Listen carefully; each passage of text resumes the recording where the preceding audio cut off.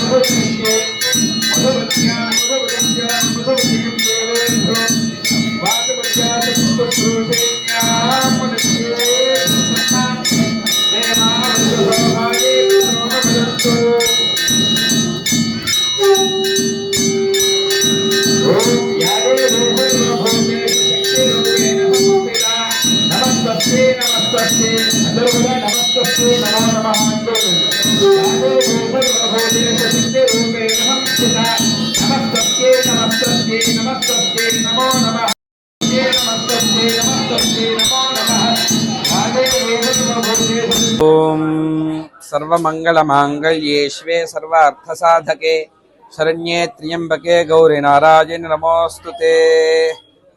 इष्टकामेश्वरी देव्यै नमः।